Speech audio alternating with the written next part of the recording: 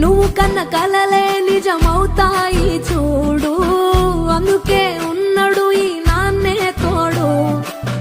దశరథ మహారాజే నాన్నై పుట్టాడు, నువ్వు రాముడంత ఎదగరనేడు.